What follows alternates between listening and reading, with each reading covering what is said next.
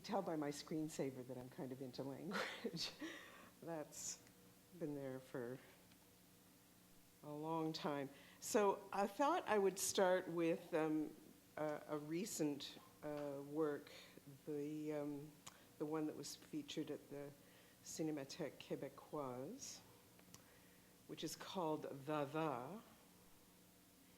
And I've never shown it before in a presentation, and you'll see why.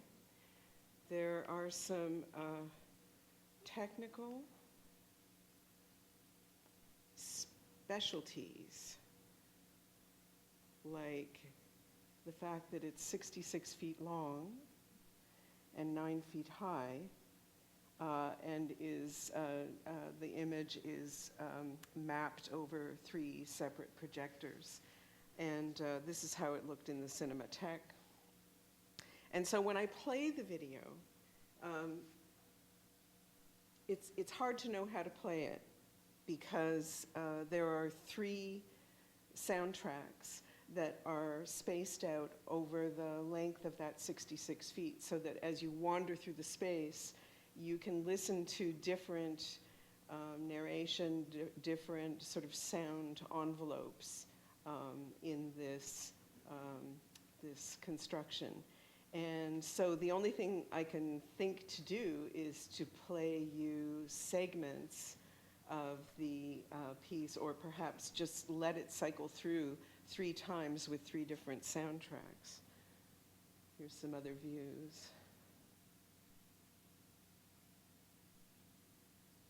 All of the material for this was shot in the Mojave Desert and Death Valley, and it was shot over about a year and a half.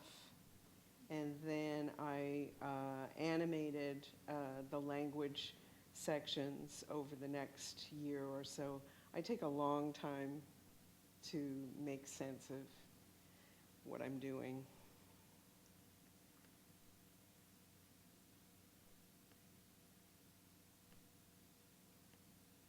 So we'll start, and you'll see why it's difficult to look at, because there's in this long strip of video, there's little bits of language that happen, that seem to come out of the landscape.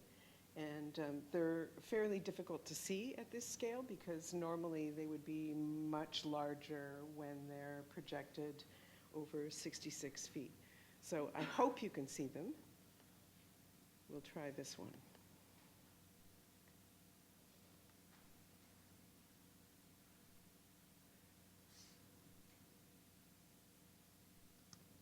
I am heading west in the direction that they all go, the long way to the horizon. At the edge of west is a line of high mountains.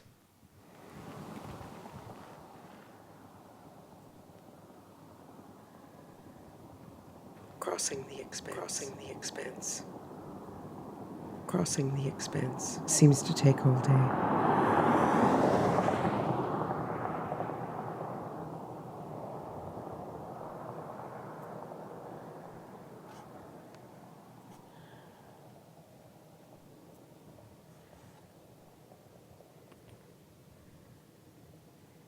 I face south,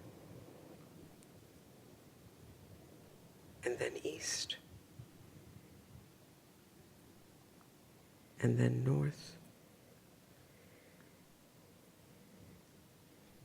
until directions are nothing, always ending in mountains.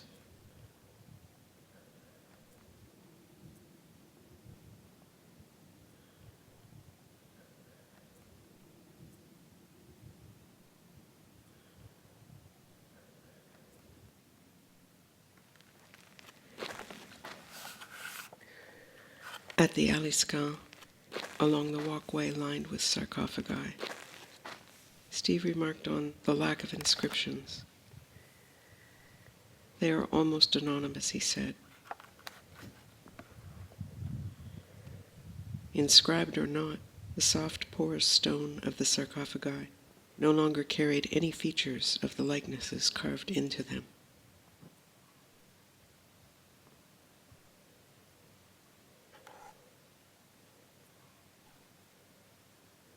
And I wondered, did the Romans believe that remembering for posterity would count more than a few generations away?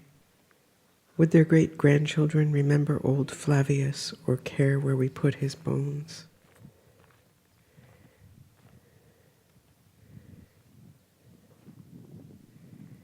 It won't matter. He has been lost to history, where you too are forgotten.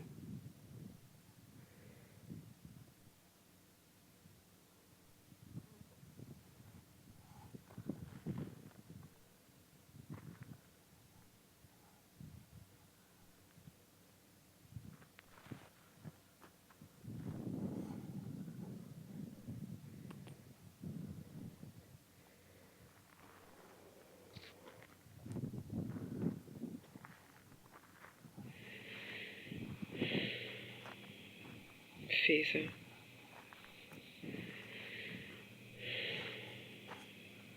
Margie, Richard, Dow, Linda, David, Kenny, Roger, Arno, Heather, Colette.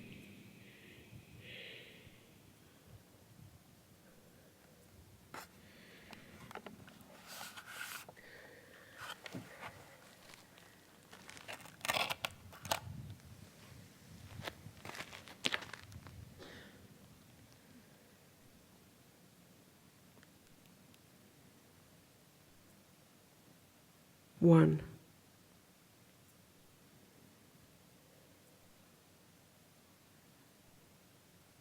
Things that go on in the horizon.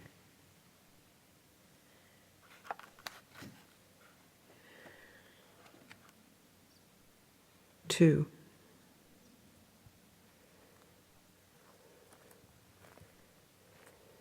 Things that go on below the horizon. 3.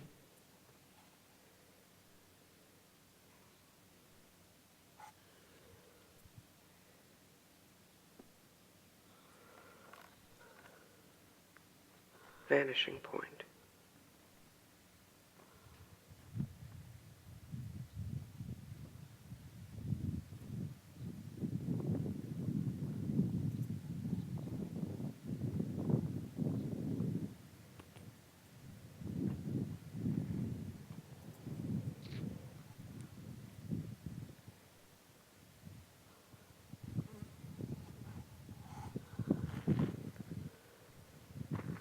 As we look into the world, what is it, mainly, that we have no language for?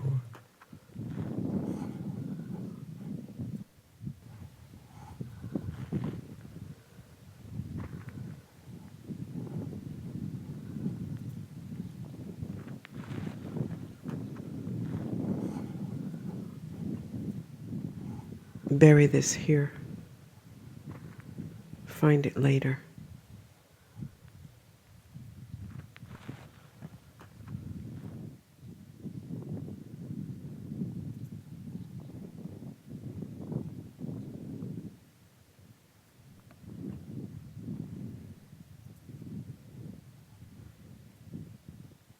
I came all this way to find the limits of a sadness that goes on and on, to look at the mountains that stop the endless desert.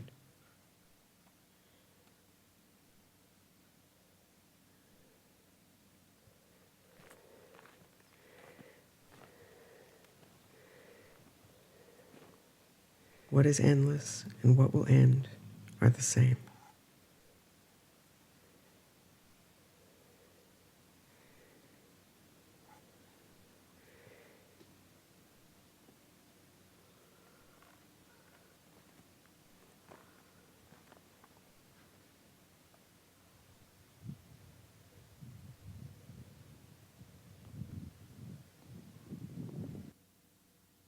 I am heading west in the direction that they all go.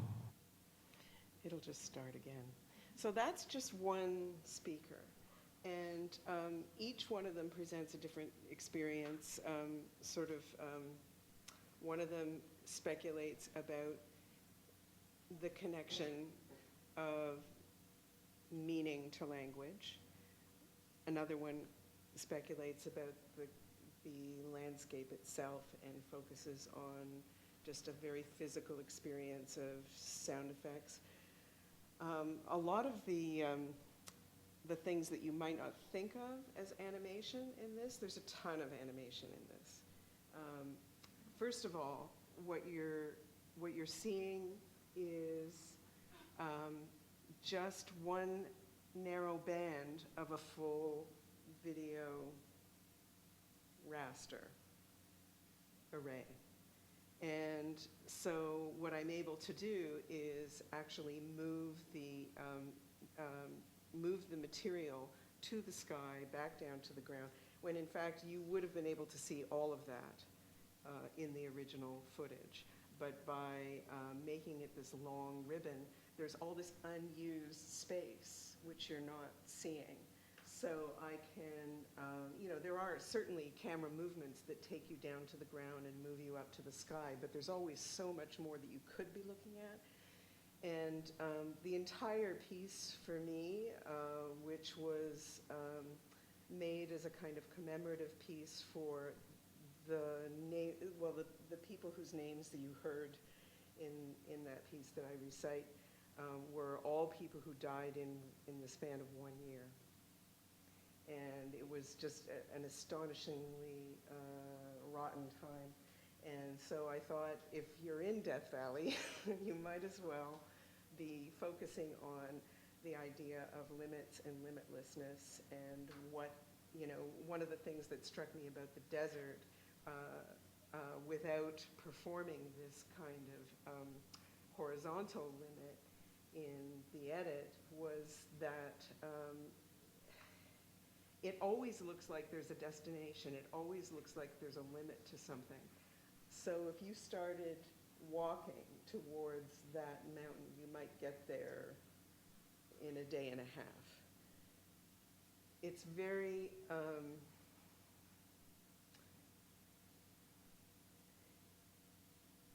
it's like a big illusion in the desert. The experience of physical space is really intense and yet elusive. And so the idea that anywhere that you went seemed limitless, but was always ringed with mountains, seemed to set up a kind of physical, I always think of it as a kind of sculptural model, but at the level of landscape, where anything that you do there is only contained in the moment that you're there. And then you start to traverse this space and you realize how limitless it is.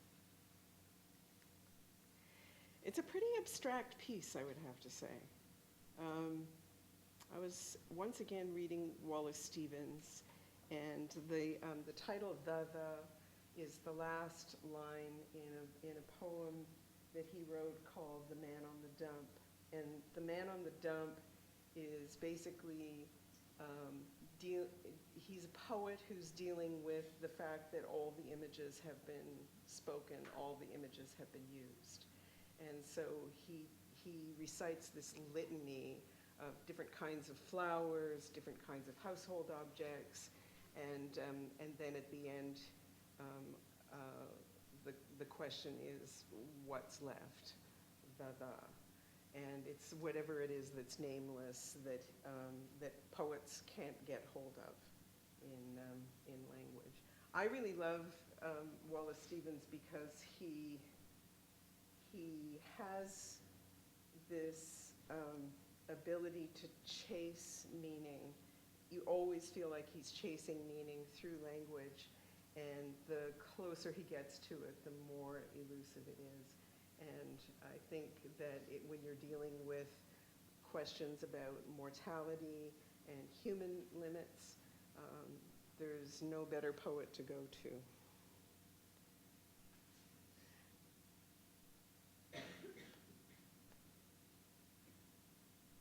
So that's the most recent work. I'm going to talk over top of this one because this doesn't have a soundtrack. This is material that I've been collecting to make an app out of. And I've been going to eBay and getting, and just doing searches in the photography section for, well, usually I'll just type in cat, dog, horse, any kinds of animals that I think humans might be touching. And then I'm not buying anything. I think it's really important for this work that all I can ever do is borrow what has been made public through this form of commerce. And it's a limitless search.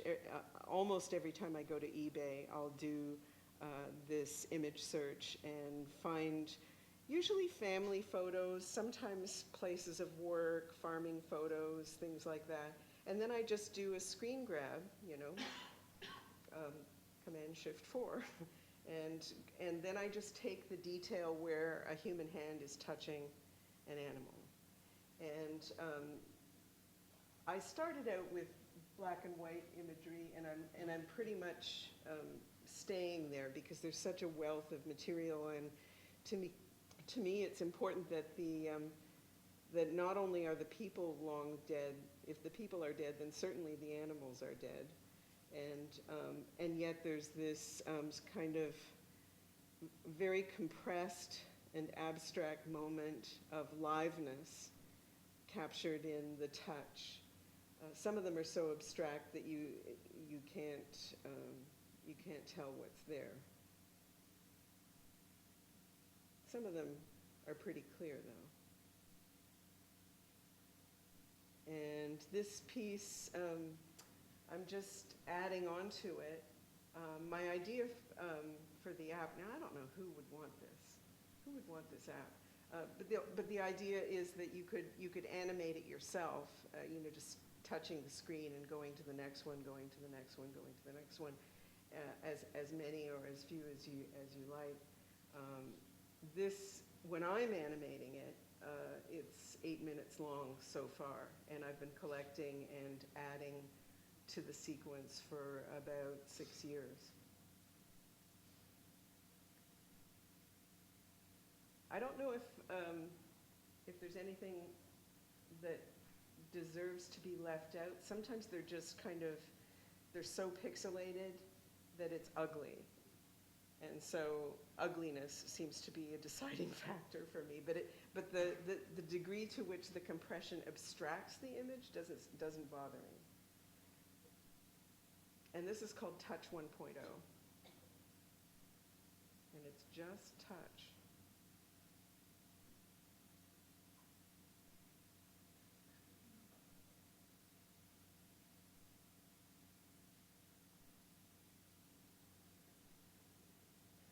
I've shown it only as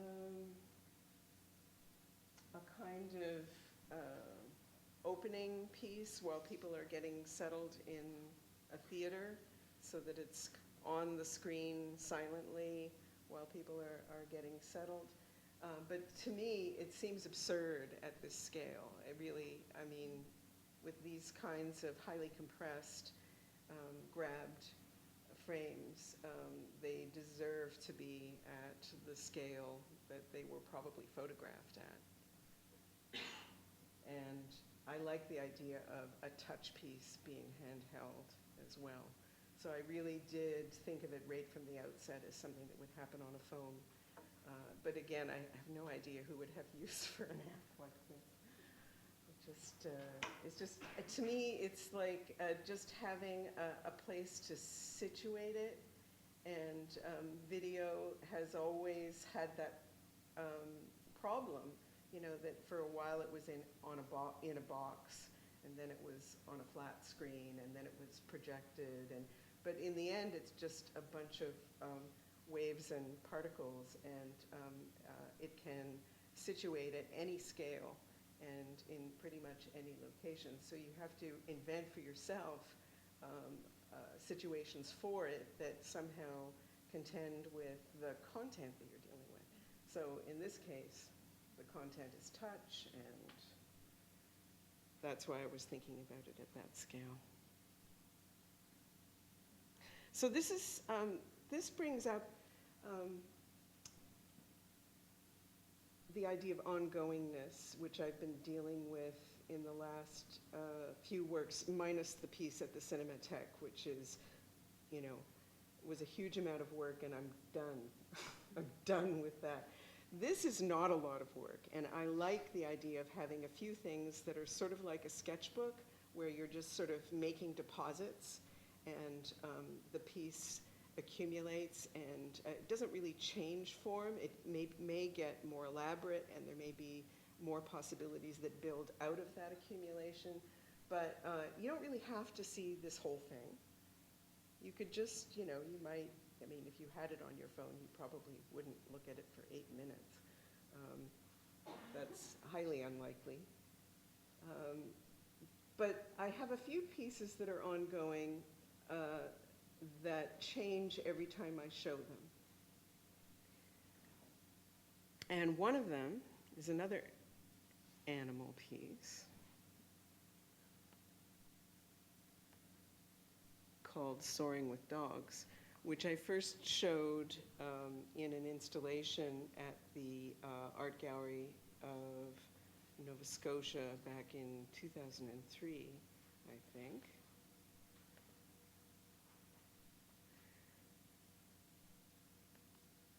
Yeah, we've got some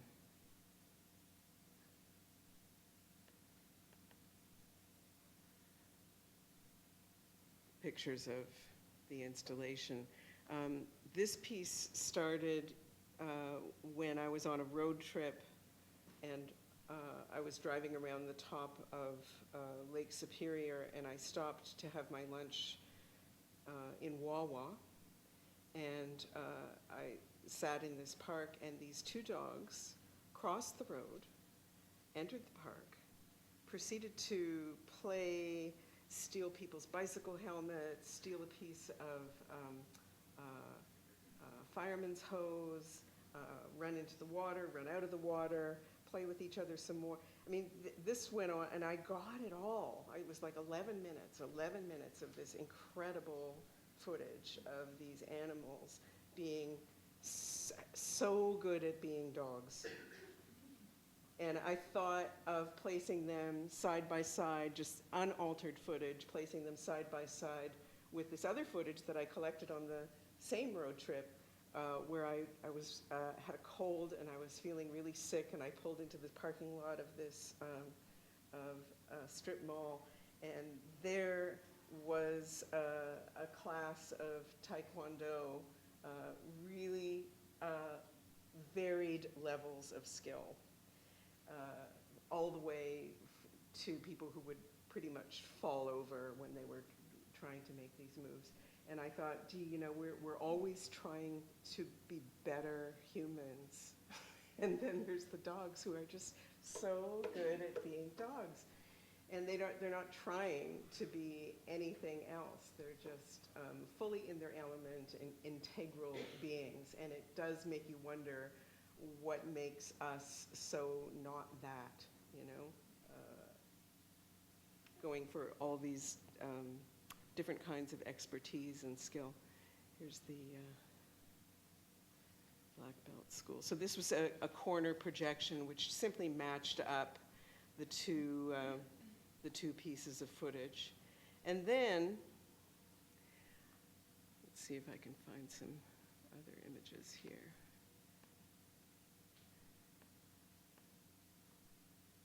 I had 3 monitors isolated on another wall, which showed tiny little black and white monitors. One of them showed image of a human hand touching an animal. Another showed just grass, live footage of grass with that little sort of flicker of wind that goes through grass, and water. over pebbles at a shore. And for me, these were the sort of formal elements that made up my sense of contact with the footage of the dogs. So that was and then there were these coin-operated television chairs, which you used to find them at airports and bus stations, and you put a quarter in and you get like 15 minutes of TV, and you could change the channels. And so I bought a row of these television chairs and situated some edited video. And here was my idea about the dogs. I shot that footage in probably around 97. So those dogs are long gone. But I figured a way to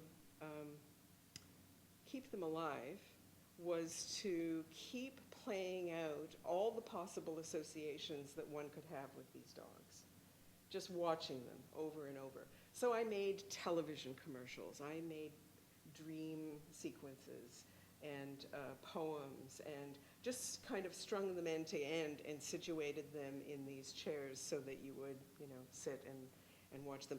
Then I had the idea that every time I showed that edited material, it would look different. So this is the most recent version of Soaring with Dogs, I believe. Let's see. No, this is not the most recent. This is the most recent, 2013. The last time they showed was in, I can't remember the name of the festival. It's a video festival in Durham, Ontario. But I made a new version for that venue. I'm going to turn this down.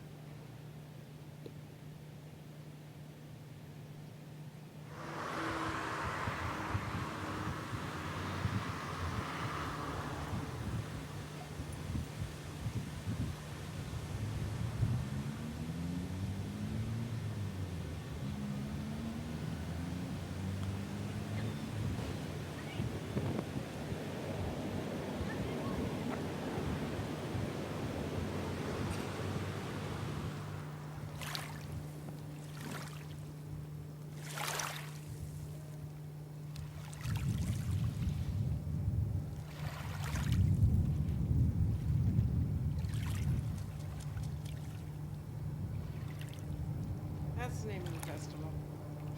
The Fabulous Festival of Fringe Film.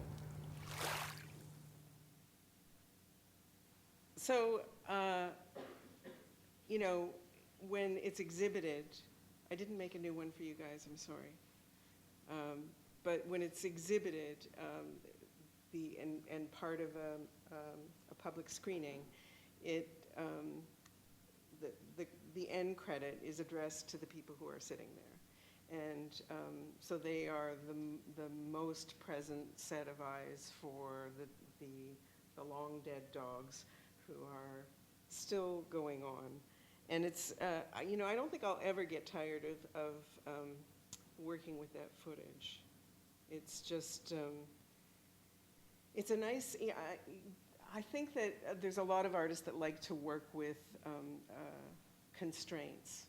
And for me, the constraint of this piece started with that 11 minutes of footage. How many ways could you rework it, get different meanings out of it, and I can laugh at myself trying to do that too. There's that scene where my hand comes in and draws a diagram as if I can actually direct the dogs, and I have obviously no power over them at all. So it's this really kind of impotent directing action. So now I'll go back in time and give you an example of one of the first times I was working with spatialized language. Language that was made visible in a performance situation. And this is a work called This Walk, These Steps. And I'll just give you some images of what the installation looked like. It's an architectural installation, and there are two walls.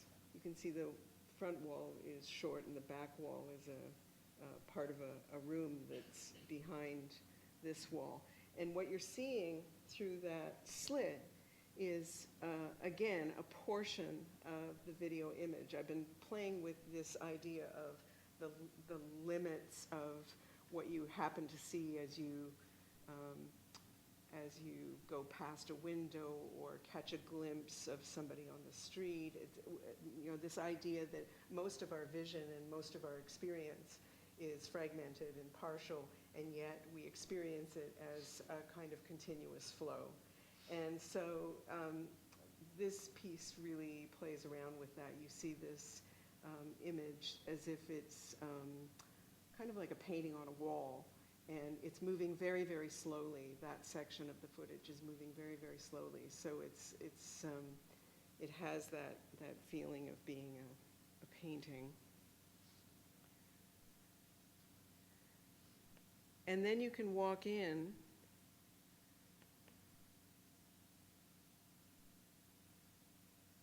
It forms a kind of corridor between the front wall and the back wall, between that little sort of turret opening and then the rear projection, which happens in the room beyond this corridor. And there's speakers in you can see one of them at the end of the hallway in the ceiling. And so you can walk back and forth. And again, the sound and the narration is also spatialized. And this is an image that you get from the end of the corridor. And you can see where you would walk in at this end or at that end. There's a close-up of the screen. So this is about a 5-minute looping piece. And you're going to hear a few different sounds.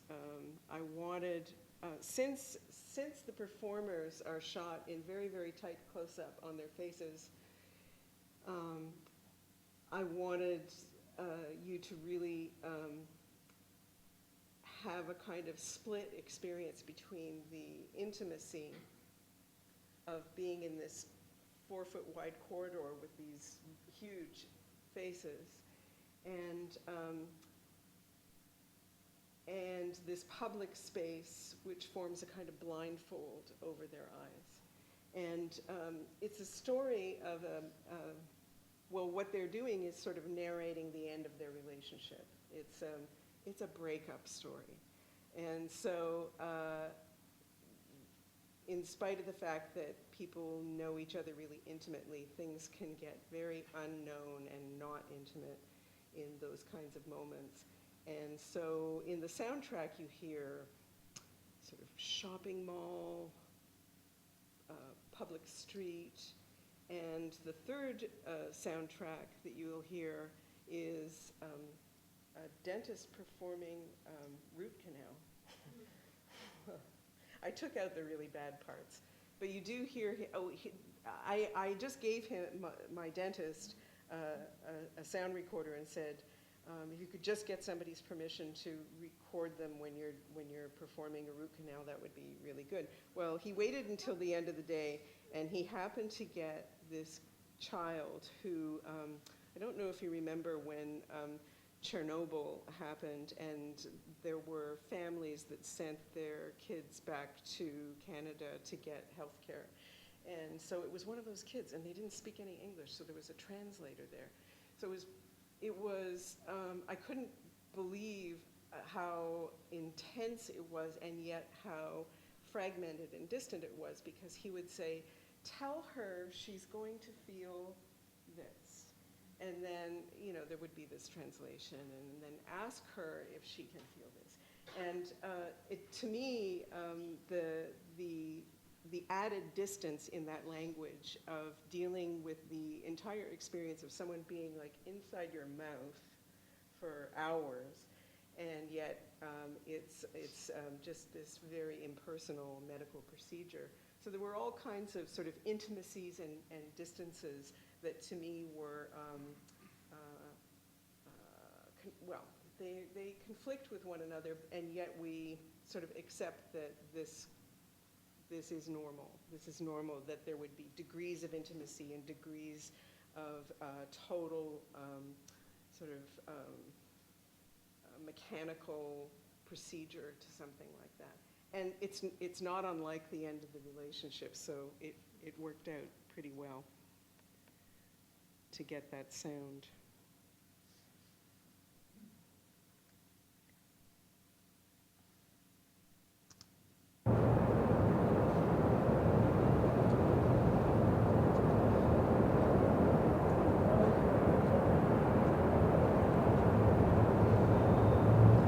Did you notice it?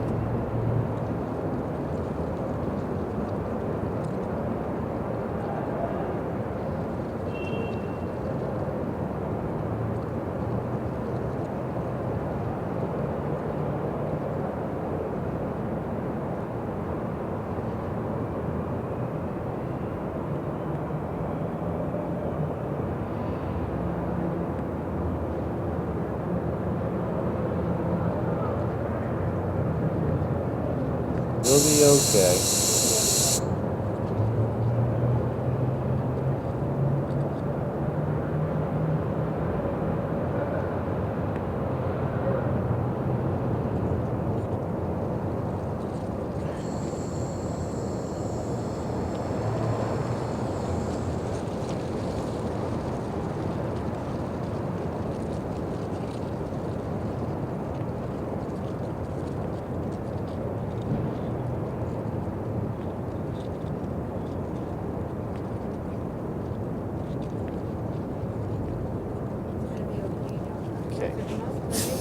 Tell her we're just going to try and see if it's okay. We're going slow.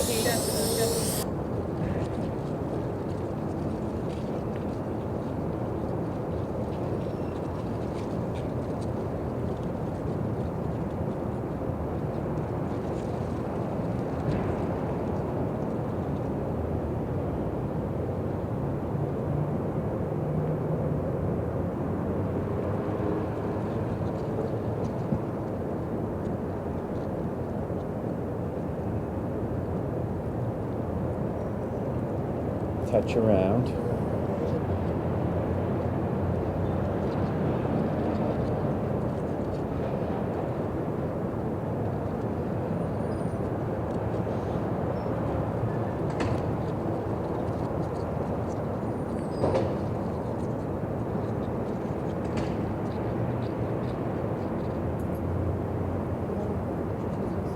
Ask her if this is okay now. Bothering her.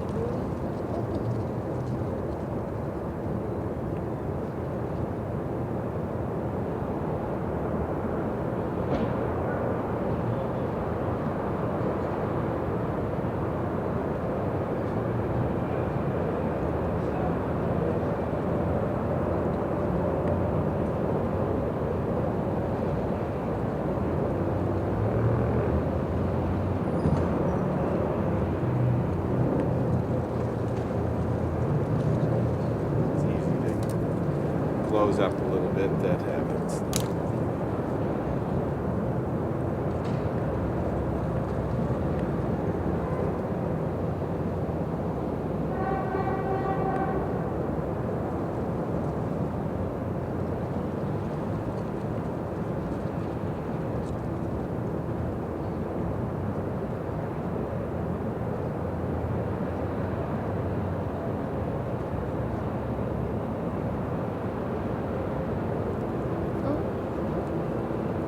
See, close right up, close.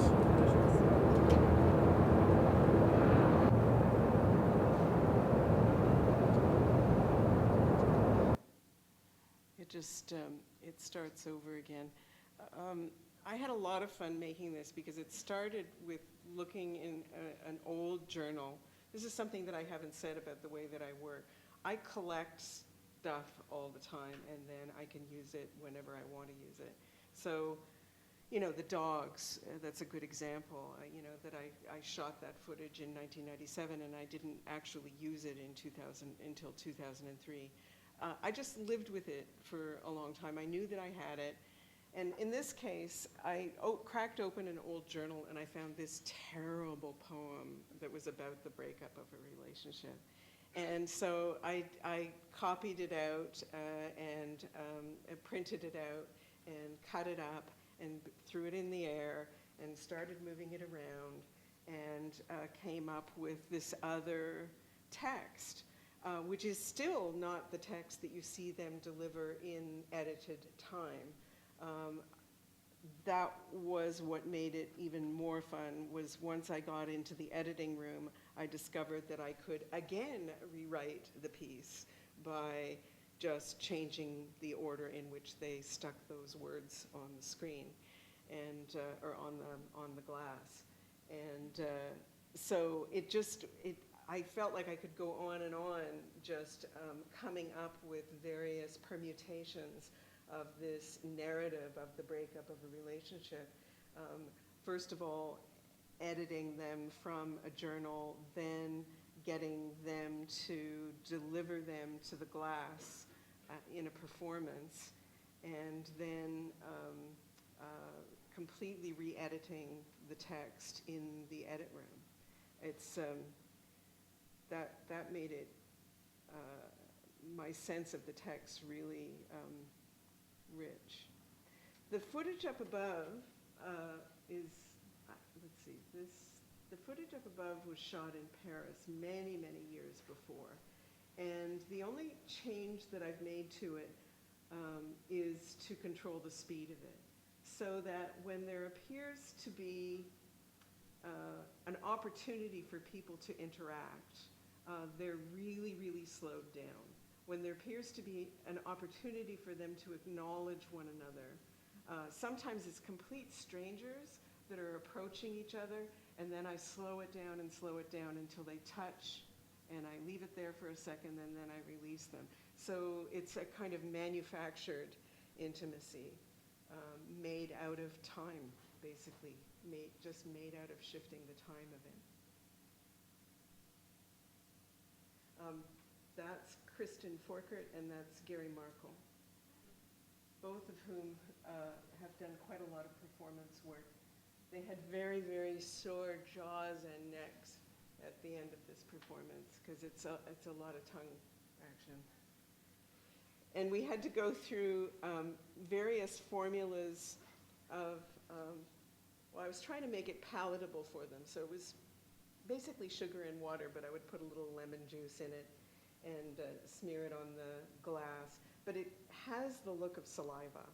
It has the look of something that's much more intimate than it is.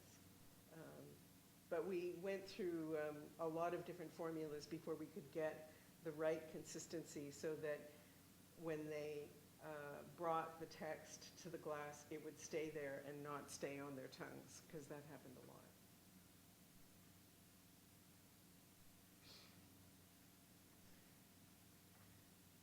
See, here's one where they're going to touch. There's an example of what I was talking about.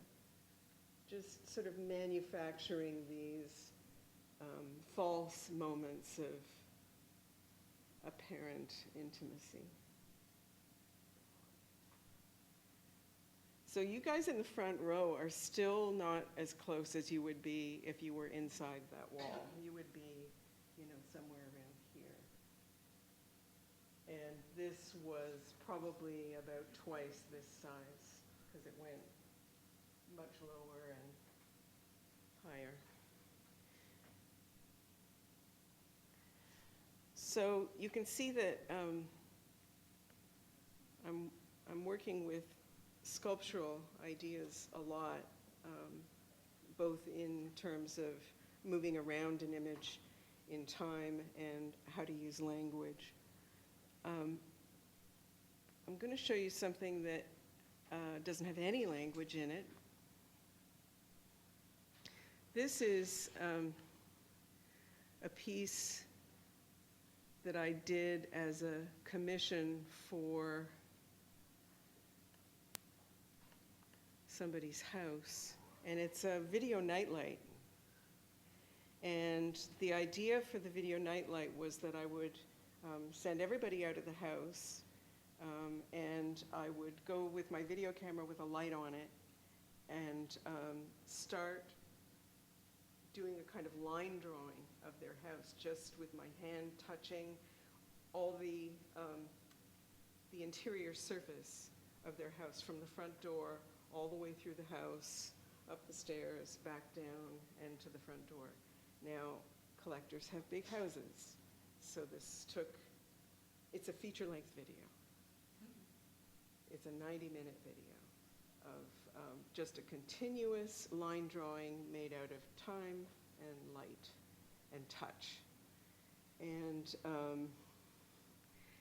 then I made a hole in their wall, installed this little LCD screen, and covered it up with a metal plate. And it has a, what do you call it, motion sensor on it, so that it works pretty much like a nightlight. It comes on as you're walking past it. The footage is playing continuously, so you don't know what's going to come on. You could see me in the children's room, you could see me in the bathroom, you could see me in the kitchen where you're about to go. And that was a rule of this piece, was that it would never be installed in a room. It would always be in a passageway and function as a nightlight, because its subject is motion. So it's not meant to be watched continuously. You're just supposed to kind of move past it.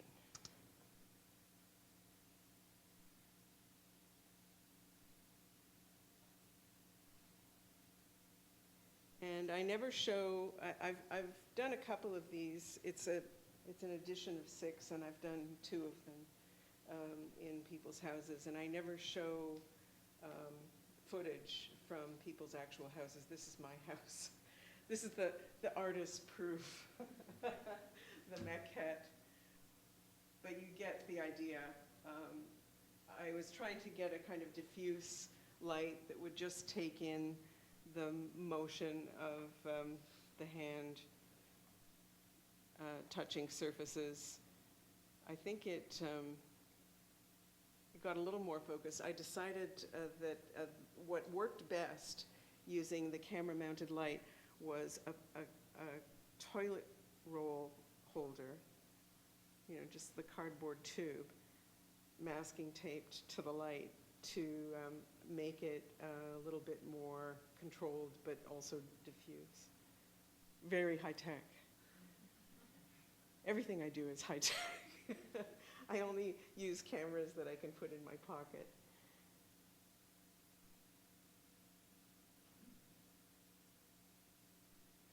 So these are just glimpses of different areas of the house.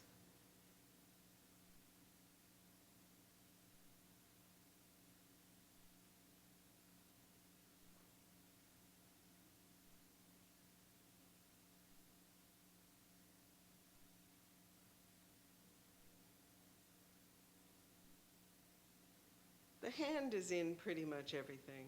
It's, you know, it's an agent, it's a witness, it's a stand-in for you, for me, for any consciousness that can sort of make contact with what's going on in the picture. It's a way of not using acting, which I never ever wanted to incorporate. I made one video that involved actors, and that was the last time. Just not something I was deeply interested in. So the model that of this piece that takes place in my house is quite small, so it's only about 40 minutes, but most of them are much longer than that. I'm going to show one more older piece, which I did here. Linda Dornan was the curator of this exhibition called Every Day the First Words. I'll show some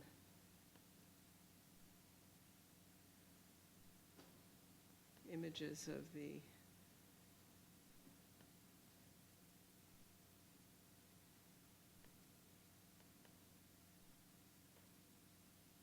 installation. We put together, I don't know how many of these boxes we put together, bankers' boxes, and the labels on the boxes are video stills of a pencil passing over, you know, those dino labels that are you know, they have a texture to them. The words have a texture. I just put them under paper and was doing rubbings of the text with those.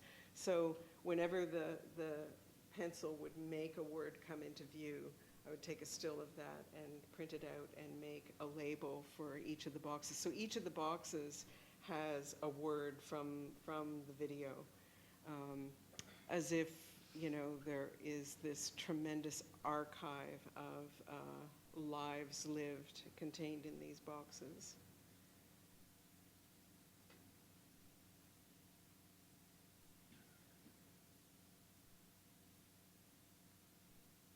We filled them with old library books, I recall. People were bringing donations of books to, you know, just so that we could make these stacks stand up without being, you know, in danger of falling over. So they were stacked up. There were several stacks, but this particular one concealed the video screen so that you had to go inside this room to see the video screen. Again, some idea of limits and limitation, of controlling the view. And you'll see when I show you the video, the way that the screen is once again divided into regions of language and landscape and event. And there was an aerial view that formed the top of the landscape, which you could see from the outside in that opening there. But once you went in, you saw more of it. There's our assistants building the boxes. Quite a lot of those. A detail of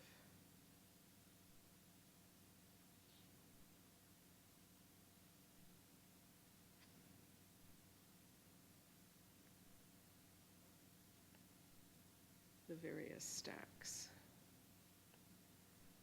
So we'll have a look at this video. Every day the first words.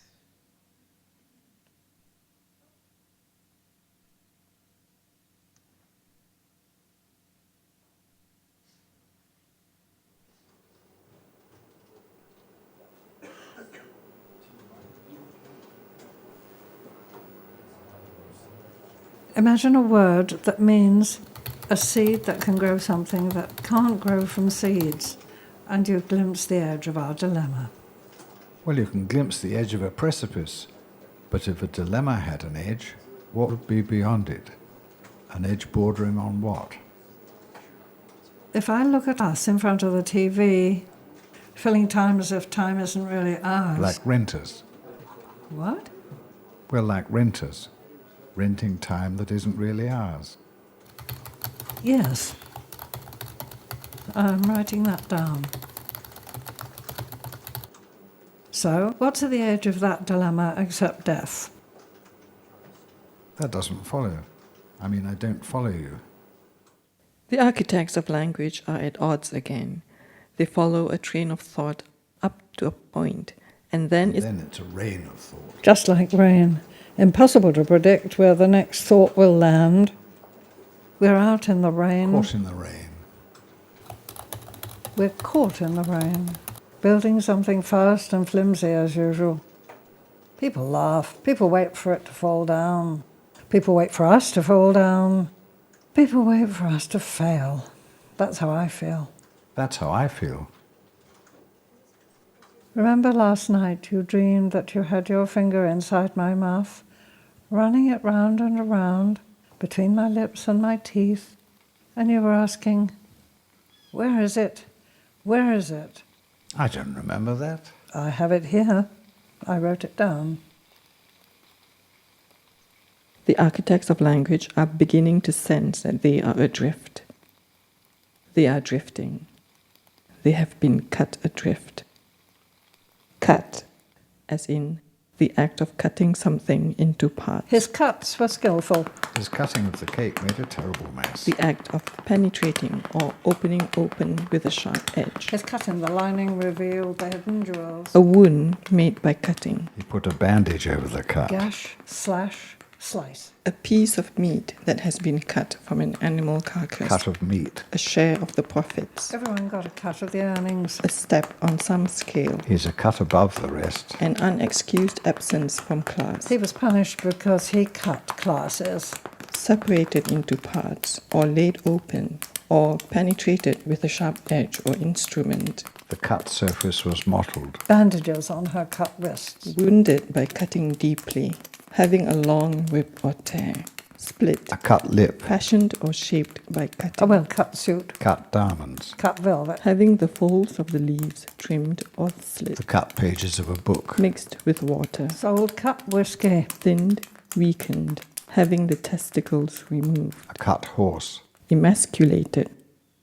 Gelded. Cut adrift. They have been cut adrift.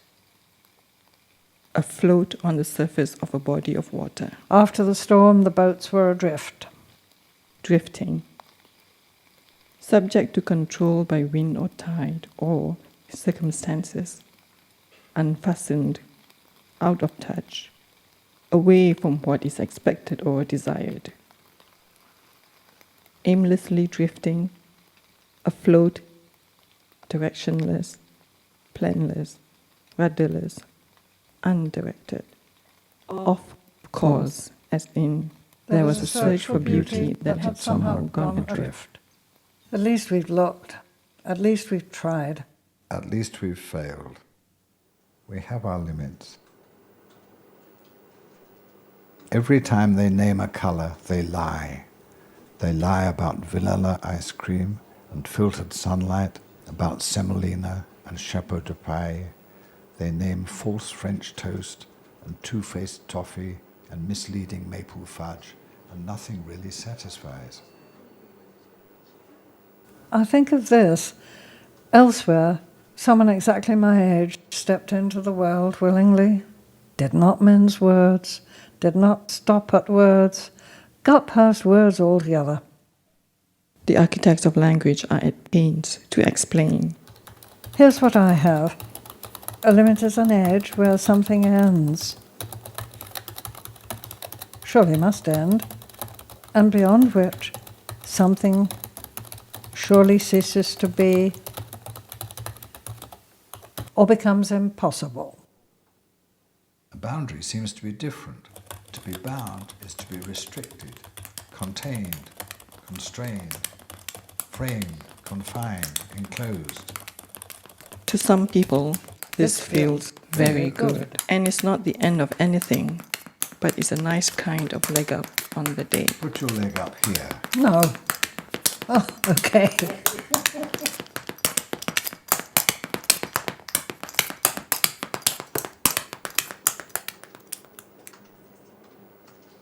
So what limits desire and what limits appetite?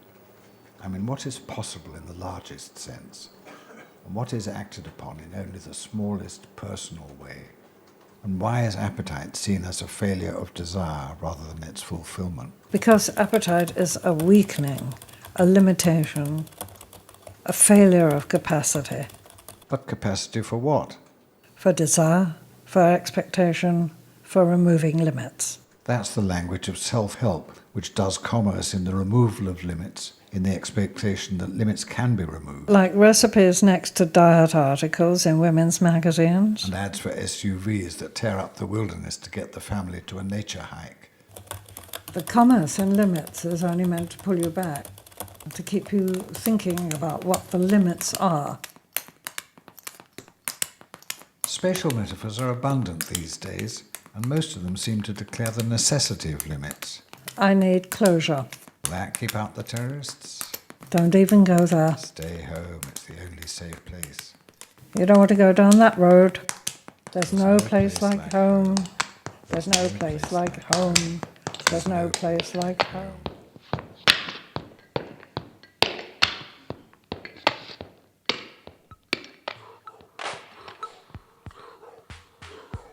These words are like spores in standing water. These words are like sharp knives in dishwater, like false memories, or like memories waiting to happen. You're filling time as if time isn't really yours. As if time isn't really yours to do more with. There is nothing but what you hear and all the language in it. Time and more time and the measure of time. Failure and more possibility. And you were asking, where is it? Where is it?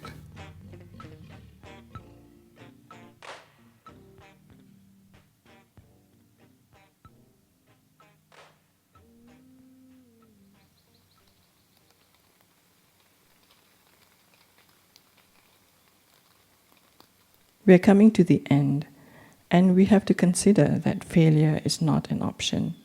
Failure is the point, the goal, to die while trying. That's it. We're failing. And failing has everything in it, including the emptying out of failure itself. And as any scientist will tell you, the most fundamental insights come when it doesn't go the way you expected. We look out and we ask, how can that surface be undisturbed, and yet tidal waves Of love and hunger. overwhelm us as we stand looking? We're coming to the end. How can the thing we hear all the time be the first frequency to disappear, the first sign of deafness? I sometimes focus on a word and its many, many meanings. And in And this, in this kind of time, if if I do not look away, nobody dies. Even where I find contradictions, nobody dies. We're coming to the end. The architects of language are at pains to explain. How long is a minute in a world where I'll never get to touch you again?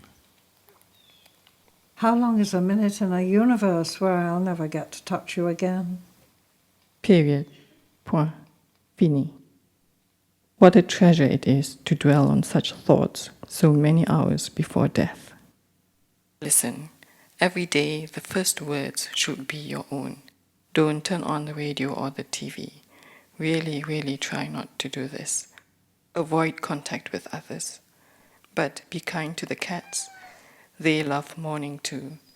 And make nice sounds with them. But otherwise, be silent. And remember, if you're the first one outside, you can hear every door open. You can hear every other door open. You can hear Each neighbour leave for the day. You can hear every other door open. You can hear each neighbor leave for the day. Everything else is hearsay.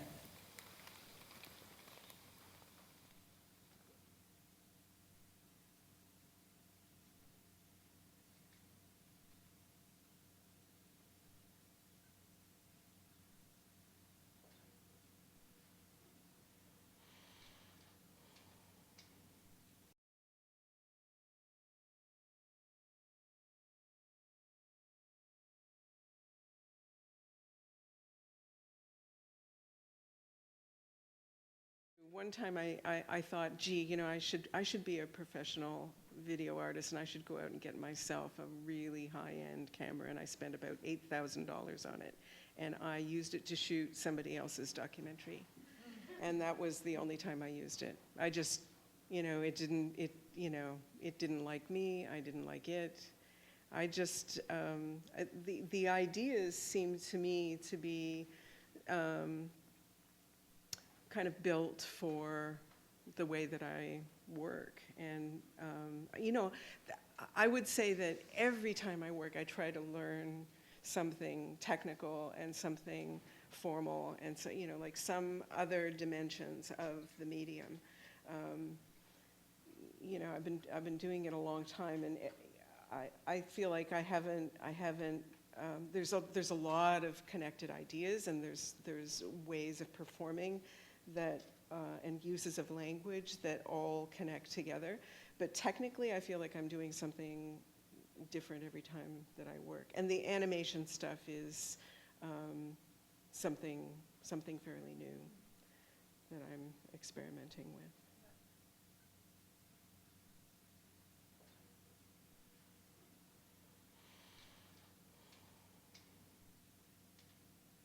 Yeah, I feel like I'm coming into the age where everybody's doing that, you know, that when I first started, gosh, you know, there were 2 aluminum suitcases, Sony Portapack.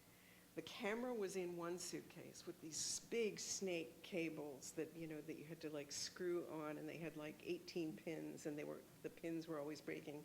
And the cables themselves were really heavy. And the other suitcase was the recorder, which you connected to the, you know, and you carried it, and it was called a Portapack. You know, like, so this was revolutionary, and when people talk about the inception of video art, locating that with Namjoon Pike picking up the first Sony Portapack and shooting from the window of a cab in New York City, and that was the first time an artist had ever handled, that was like 1966, and that was the first time an artist had ever handled what was, up until then, television. And so for decades, there was a kind of branch of video that held itself up to be the future of, you know, the medium. The democratization of the medium. I never bought it for a minute. Now I get it. With YouTube, I get it. Now it's a democratized medium. And there's still like very high-end equipment that you can work with and make other things. But I'm not sure that, I mean, even the term movie, we would never have called what we were doing movies. They were video. But even that has become, you know, like everyone understands the difference between a Hollywood movie and a movie that you shoot on your phone, but they're still called movies. And, you know, even that nomenclature seems to be collapsing. So, yeah, I feel like the way that I have tried to work has been as a studio artist, someone who can work anywhere, within my means, and when opportunities present themselves to work with different kinds of production systems, sure, I'll do that. I'll take a swing at that. I've made sort of higher end stuff. It's not my favorite work. The more homemade work is the stuff that I really enjoy.